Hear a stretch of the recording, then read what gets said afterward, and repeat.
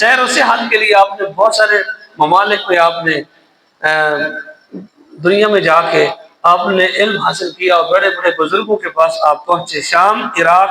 Baghdad, Kohistan, Azerbaijan, Turkestan, کرمان، خراسان، طوس، پاکستان، نشاپور، سرخس، حجاز مقدس، یہ ان علاقوں میں اور ملکوں میں اور شہروں میں آپ جا کر جو ہے علم حاصل کرتے رہے.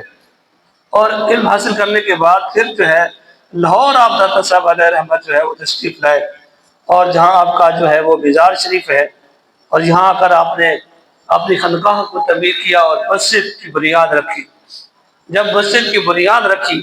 تو داتا صاحب علیہ رحمت کی مسجد کا محراب جو تھا وہ جنوب میل تھا، یعنی جنوب کی طرف تھوڑا سا اس کی ڈھلوان زیادہ تھی. اس دور کے علماء نے اعتراض اٹھایا کہ یہ محراب کی سمت ٹھیک نہیں ہے، درست نہیں ہے،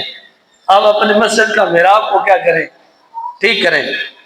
یہ لاہور کے اس وقت داتا صاحب کے دور کے علماء نے کیا کیا، اعتراض اٹھا دیا کہ مسجد کی سمت ٹھیک نہیں ہے، مسجد کا محراب جنوب کی طرف زیادہ میل ہے، اس طرف زیادہ ہے، اس لیے اپنی مسجد کا محراب کو جو ہے اس کو ٹھیک کریں. تو دادا صاحب نے سارے علماء کو دعوت دی کہ آپ آ جائیں، میرے پیچھے نماز پڑھیں اور مسجد جو ہے اس کا قبلہ کو درست کرتے ہیں. جب آپ نے نماز پڑھائی، نماز پڑھانے کے بعد سلام پھیرا تو جتنے بھی علماء تھے اور ان کو کہا کہ اب دیکھو ذرا میری مسجد کا قبلہ ٹھیک ہے یا میری مسجد کا قبلہ ٹھیک نہیں ہے. سب علماء کے سامنے خانہ کعبہ جو ہے وہ نظر آ رہا تھا، جو بالکل عین سیدھا محراب سے جو ہے وہ سیدھا تھا آگے. تو اس وقت کے جو علماء تھے انہوں نے پھر بعد میں معذرت کی اور اپنے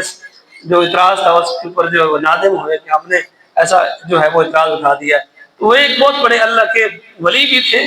اور بہت بڑے عالم دین بھی تھے، جیسے بہت سارے درسگاہوں سے بہت سارے علماء سے داتا گنج بخش علی حجویری علیہ رحمہ نے جو ہے وہ فیض جو ہے وہ حاصل کیا.